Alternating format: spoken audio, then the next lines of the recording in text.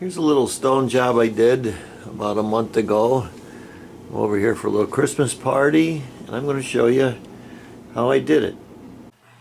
We are going to put stone over this wall. It's actually behind the bar that's covered right now, and it's just regular sheetrock, so we're going to go over it. I'm going to show you how I do it.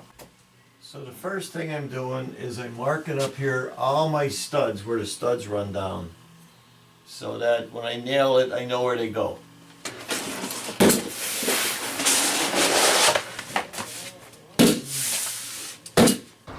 I want to talk a little bit about what's going on behind the scenes of this stone job.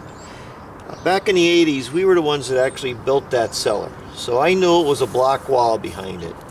Then after that, I seen the carpenters came in and they put a vapor barrier over it. Then they nailed their studs to the wall. Then they put a piece of styrofoam behind it like that. And then they came in and they put their sheetrock. So I know when they put this on that I wasn't really sure how well it was put on. So what I did was I marked my studs, and I came and I put black paper. Then I came and I put my wire mesh. Now this is dimpled wire mesh. I'm gonna make a comment on that. I don't know if you could see it, but there's like little dimples in it. It's supposed to keep it away from the black paper so the cement gets behind it. Is that good or bad? I don't really see a big deal, but other people do. So anyway, put the wire mesh in, and then I screwed it in. But I was very worried about this because I don't know how well they held it on. So I went and I got myself some Tapcons, and I drilled through to make sure that that was going to be very secure. So anytime you're doing a job like this, it's good to know what goes on behind the scenes, because I'm always worried about something falling down. Now I called up my buddy out in Orange, California, Jamie Barrigan, and he has a site, Jamie's Visions in Stone. Check that out on YouTube and on Facebook. And I asked him what he does out in California, and he said basically the same thing. Always puts his black paper on first, then he puts his wire mesh on, then he puts his coats on, and then he sticks his stone to it. So check his, I'll leave the description on, but anyway, and then I also like to, by nature as I'm going, put another screw in there, so there's always something else holding that stone on. You don't have to do it, but it depends on how big the job is. If it's a small job, no. But you have to do it as you go. But I just wanted to point this out, how this kind of system worked in this case. Every system's different. Sometimes you don't need any of that stuff.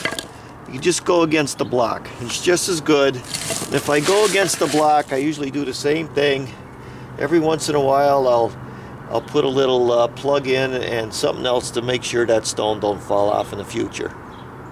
So what I'm doing now is I got a piece of limestone, and I'm going to make a shelf, and I got to put it up against the wall before I put the wire on.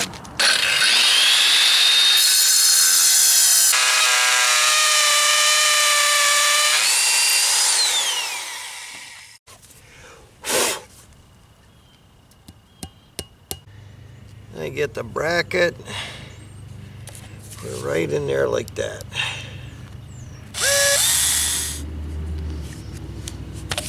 Screw them right to the wall.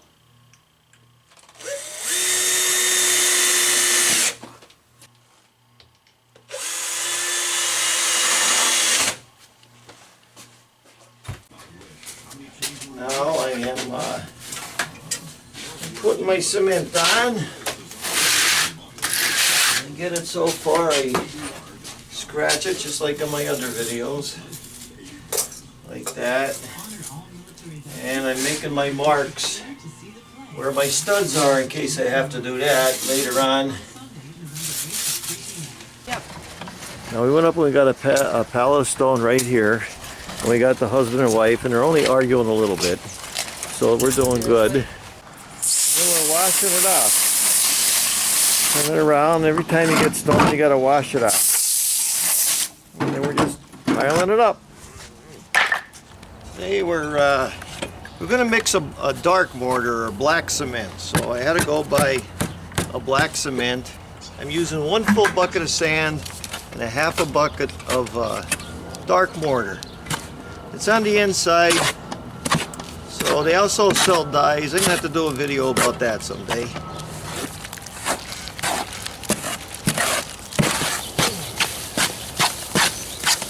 Just like that. Now I know there's slats going down here and there's styrofoam against it because it's a block wall. So I'm using a drill bit and some tap cons and sometimes a steel nail. And I drill. And I know that's going to go right through there into the concrete wall to hold this thing. A little bit more security. Back here, and just like my first video, I'm using the same kind of stone. It's called West Mountain stone from Gadino's, and it's real stone. It's a sandstone, so it cuts real easy, just like that.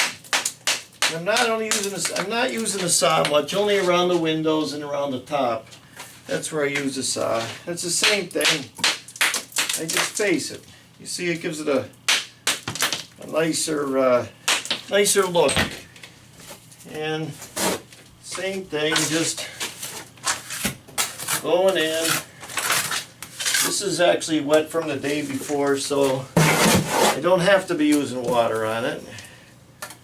That's all I'm doing.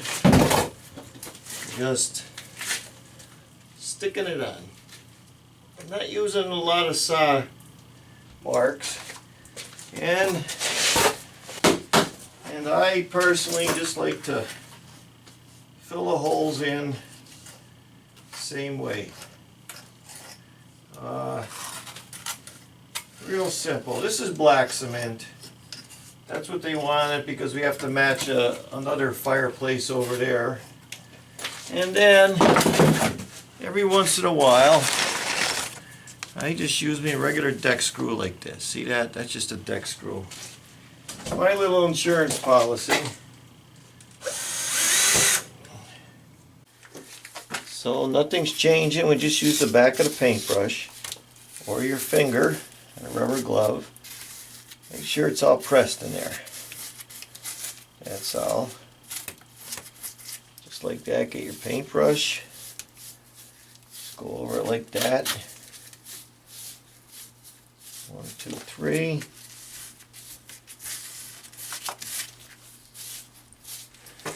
Then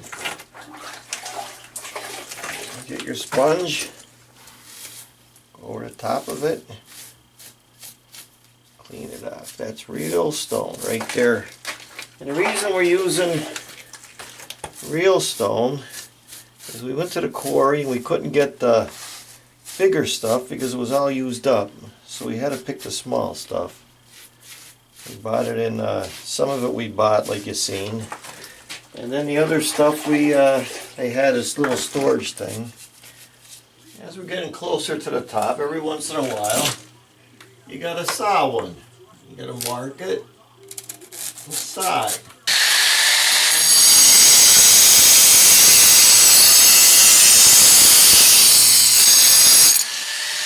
And we just put a little cement on it, shove it in.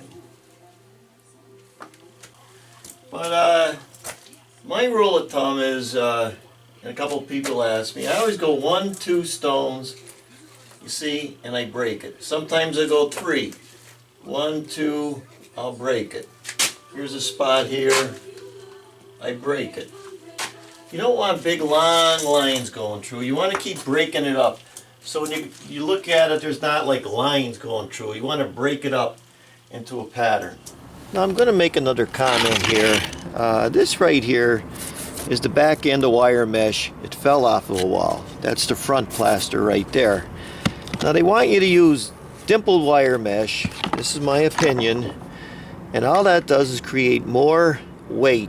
And the whole idea behind these walls is to have as least much weight as possible. So I don't really agree with it, and that's why. So the point is, rust never sleeps, cement falls away. I would rather put regular wire mesh on. I would rather put my stone on and use a deck screw.